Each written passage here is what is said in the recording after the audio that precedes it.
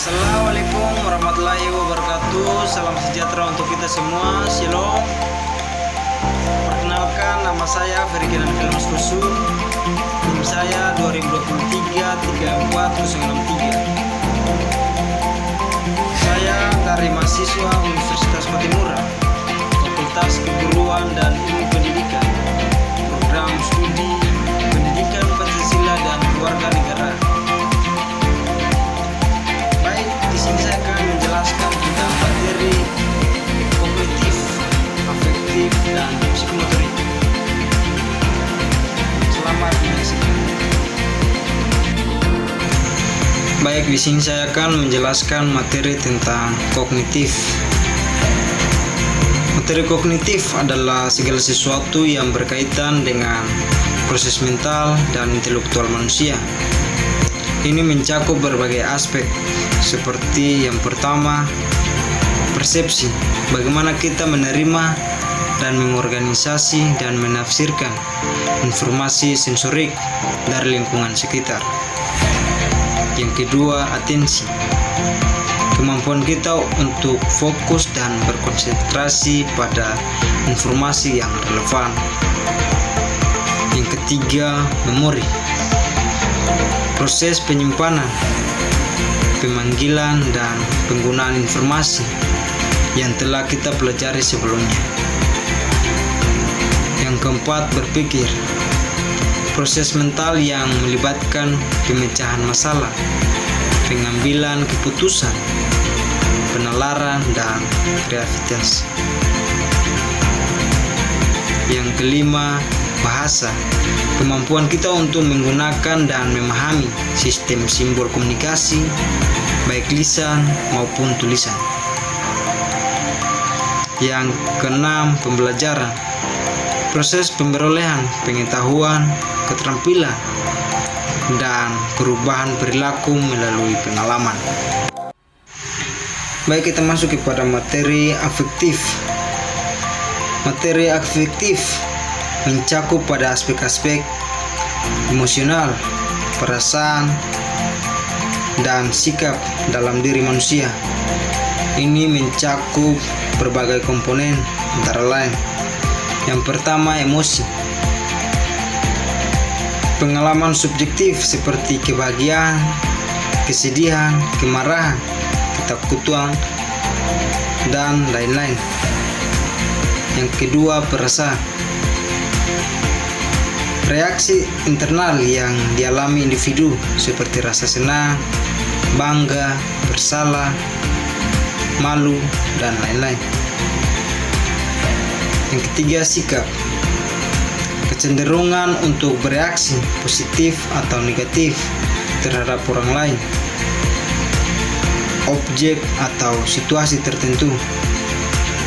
Yang keempat, motivasi, dorongan internal yang menggerakkan individu untuk bertindak dan mencapai tujuan. Yang kelima, nilai, keyakinan dan prinsip-prinsip yang dipegang oleh individu atau kelompok sebagai pedoman dalam berperilaku. Yang keenam, minat, kecenderungan untuk terlibat atau tertarik pada aktivitas topik tertentu. Baik, kita masuk kepada materi psikomotorik. Materi psikomotorik mencakup pada aspek-aspek yang berkaitan dengan keterampilan fisik, koordinasi, dan gerakan tubuh. Ini mencakup berbagai komponen. Yang pertama, persepsi, kemampuan untuk mengidentifikasikan rangsangan sensorik dan menerjemahkannya menjadi gerakan yang tepat. Yang kedua, kesepian, kondisi mental dan fisik yang memungkinkan seseorang untuk melakukan suatu tindakan atau gerakan tertentu. Yang ketiga, gerakan terbimbing, tahap awal pembelajaran keterampilan fisik di mana gerakan dilakukan dengan menggunakan contoh atau instruksi Yang keempat, gerakan terbiasa. Tahap di mana keterampilan fisik telah dikuasai dan dapat dilakukan secara otomatis. Yang kelima, gerakan kompleks.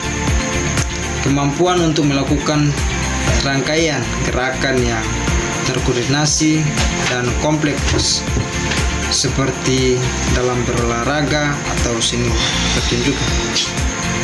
Yang keenam, adaptasi. Kemampuan untuk memodifikasi atau menyesuaikan gerakan sesuai dengan situasi atau kondisi yang berubah.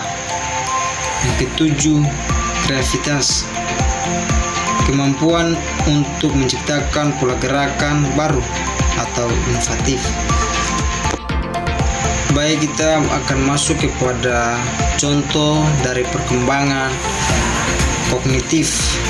Yang pertama, perkembangan persepsi. Bayi baru lahir dapat membedakan wajah manusia dari objek lain. Anak-anak usia persekolahan mulai dapat mengklarifikasikan objek berdasarkan ciri-ciri fisik. Remaja dapat memahami persepsi orang lain dan menafsirkan isyarat nonverbal. Yang kedua, perkembangan atensi. Bayi dapat mempertahankan atensi pada objek atau aktivitas selama beberapa menit. Anak-anak usia sekolah dasar dapat berkonsentrasi lebih lama dan membagi atensi pada beberapa tugas. Orang dewasa dapat dengan mudah mengalihkan atensi dari satu tugas ke tugas lain. Yang ketiga, perkembangan memori. Bayi dapat mengingat dan mengenali objek atau orang yang telah dilihat sebelumnya. Anak-anak usia persekolahan mulai menggunakan strategi sederhana untuk mengingat informasi. Remaja dan orang dewasa dapat menggunakan berbagai teknik memorik untuk meningkatkan daya ingat. Yang keempat, perkembangan berpikir. Bayi dapat membentuk konsep sederhana tentang objek dan peristiwa di sekitarnya. Anak-anak usia sekolah dasar dapat melakukan penalaran logis dan pemecahan masalah konkret. Remaja dan orang dewasa dapat berpikir secara abstrak, hipotesis, dan membanggakan pemikiran kritis. Yang kelima, perkembangan bahasa. Bayi dapat memahami dan merespon bahasa sederhana. Anak-anak usia persekolahan dapat menggunakan kalimat yang lebih kompleks dan memperkaya kosakata. Remaja dan orang dewasa dapat menggunakan bahasa secara lebih fleksibel dan efektif dalam berbagai konteks. Baik, sekarang kita masuk kepada contoh perkembangan afektif. Yang pertama, perkembangan emosi.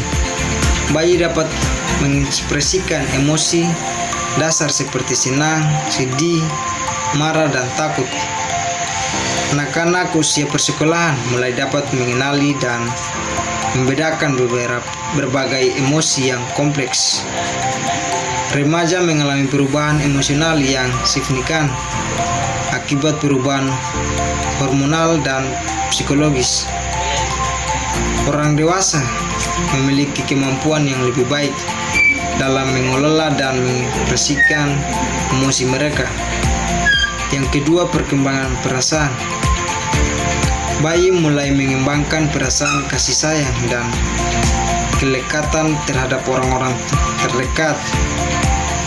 Anak-anak usia sekolah dasar dapat merasakan perasaan bangga, malu, bersalah, dan empati. Remaja mengalami perasaan yang lebih kompleks terkait identitas diri, hubungan, dan masa depan.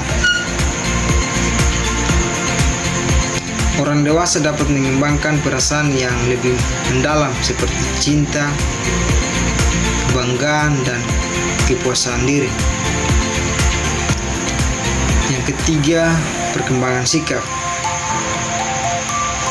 Bayi mulai menunjukkan preferensi terhadap orang, benda, atau aktivitas tertentu.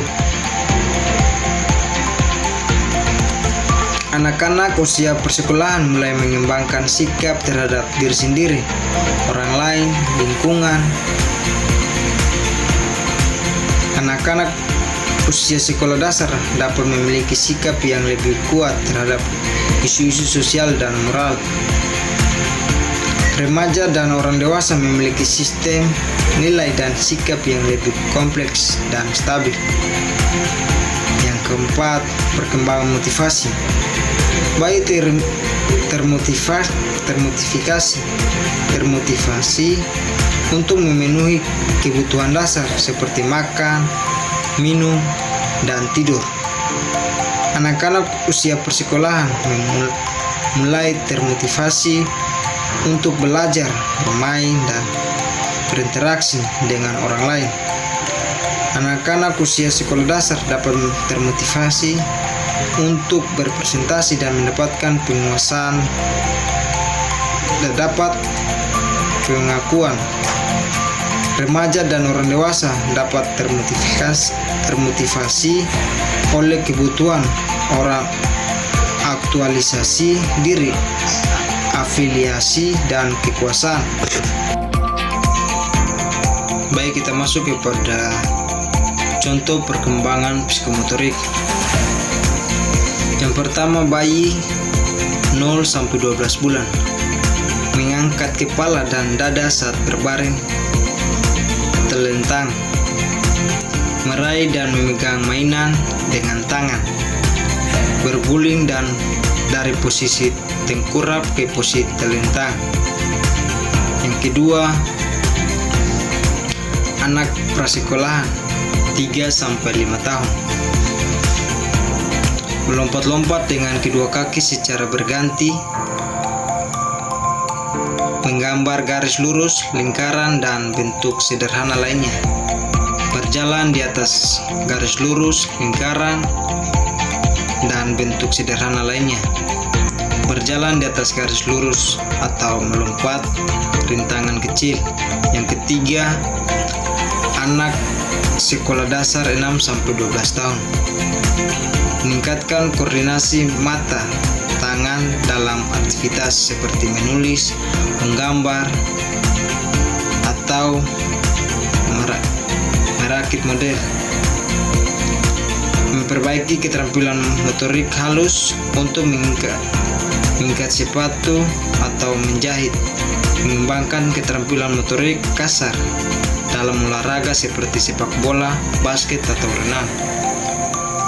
Yang keempat, remaja 13-18 tahun menunjukkan peningkatan kontrol gerakan tubuh dalam olahraga yang lebih kompleks seperti voli, tenis meja, atau panahan. Mengasah keterampilan seni bela diri atau tari dengan gerakan yang semakin rumit dan terkoordinasi. Meningkatkan kemampuan berkendara kendaraan bermotor dengan lebih lancar dan aman. Baik, berikut adalah beberapa contoh perkembangan kognitif menurut para ahli. Yang pertama, teori perkembangan kognitif Jean Piaget. Tahap sensorik motor 0-2 tahun. Bayi belajar melalui interaksi indera dengan gerakan. Tahap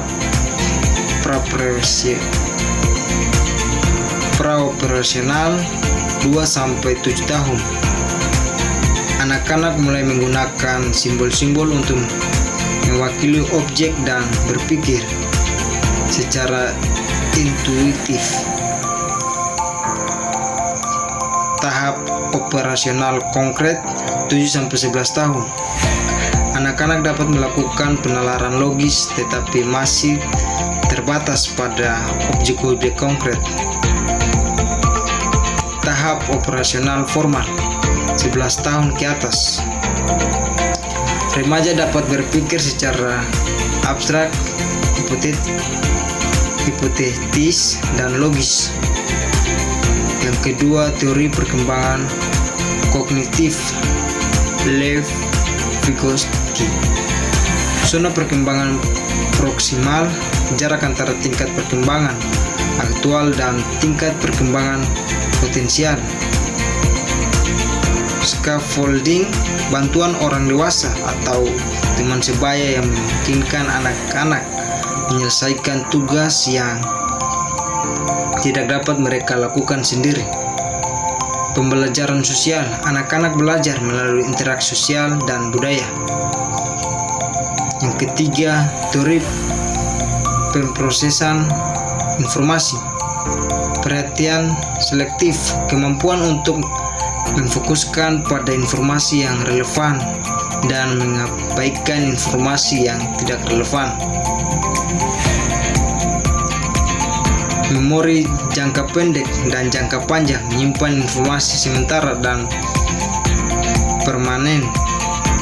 Strategi belajar, teknik yang digunakan untuk mengkode, menyimpan, dan mengambil informasi dari memori. Yang keempat, teori kecerdasan majemuk Howard Gardner. Kecerdasan linguistik, kemampuan untuk menggunakan bahasa secara efektif. Kecerdasan logis matematis, kemampuan untuk berpikir secara logis dan matematis. Kecerdasan spesial, kemampuan untuk memahami dan memanipulasi ruang. Kecerdasan kinerstik, kemampuan untuk menggunakan tubuh secara terampil. Berikut adalah beberapa contoh perkembangan afektif menurut para ahli. Yang pertama, teori perkembangan afektif Erikson. Kepercayaan phase ketidakpercayaan 0 sampai 1 tahun.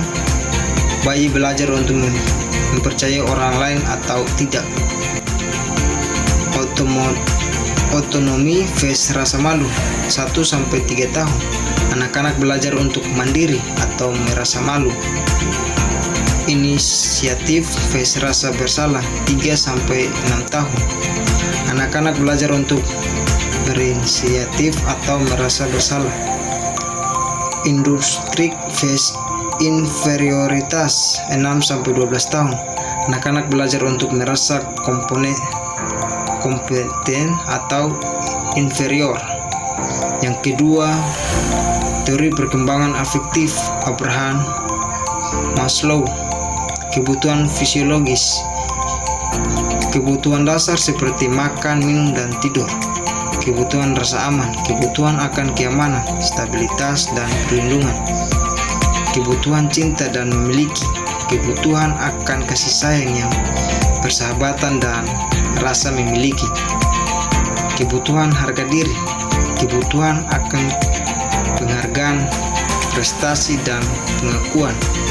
Kebutuhan aktualisasi diri, kebutuhan untuk mewujudkan potensi diri. Yang ketiga, teori perkembangan emosi Robert Lustig. Emosi dasar rasa takut, marah, sedih, jijik, terkejut, dan bahagia. Emosi sekunder kombinasi dari emosi dasar seperti optimisme, ketakutan, kemarahan, dan depresi. Emosi tersier kombinasi dari emosi sekunder seperti keputusan, kesenangan, dan kecenderungan. 4. Teori perkembangan moral Lawrence Kohlberg. Tingkat prakonvensional, anak-anak belajar untuk menghindari hukuman dan mendapatkan imbalan. Tingkat konvensional, anak-anak belajar untuk mematuhi aturan dan memenuhi harapan orang lain. Tingkat konversional, remaja orang dewasa belajar untuk mengembangkan prinsip moral yang lebih abstrak. Baik, berikut adalah beberapa contoh perkembangan psikomotorik menurut para ahli. Yang pertama, teori perkembangan psikomotorik Elizabeth Annett. Gerakan refleks, gerakan yang terjadi secara otomatis seperti mengedipkan mata. Gerakan dasar, gerakan yang dipelajari seperti berjalan, berlari, dan melompat. Kemampuan perseptual, kemampuan untuk menginterpretasikan informasi sensorik seperti koordinasi mata, tangan. Kemampuan fisik yang digunakan untuk melakukan tugas-tugas seperti kekuatan, daya tahan, dan fleksibilitas. Gerakan terampil, gerakan yang kompleks dan terkoordinasi seperti bermain alat musik atau berolahraga. Yang kedua, teknis tujuan pembelajaran psikomotorik DAF. Imitasi, meniru gerakan yang diamati. Manipulasi gerak, melakukan gerakan berdasarkan instruksi. Presisi, melakukan gerakan dengan akurasi dan kontrol yang baik. Artikulasi, mengkoordinasikan serangkaian gerakan dengan baik. Naturalisasi, melakukan gerakan secara otomatis dan lancar. Yang ketiga, teori perkembangan motorik Gallahue dan Odson. Gerakan refleks, gerakan yang terjadi secara otomatis pada bayi. Gerakan rudimenter, gerakan dasar yang berkembang pada usia dini seperti meraih, menggapai, dan memegang. Gerakan fundamental, gerakan dasar yang berkembang pada usia prasekolahan, sekolah dasar seperti berjalan, berlari, dan melompat. Gerakan terampil, gerakan yang semakin kompleks dan terkoordinasi yang berkembang pada usia remaja dan dewasa. Yang keempat, teori perkembangan motorik Luria. Tahap sensorik motor.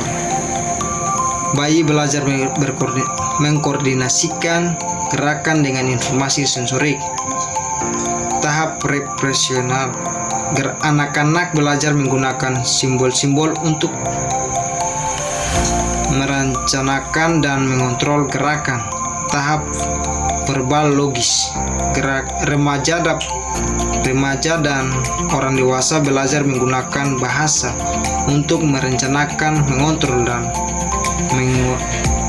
mengevaluasikan gerakan.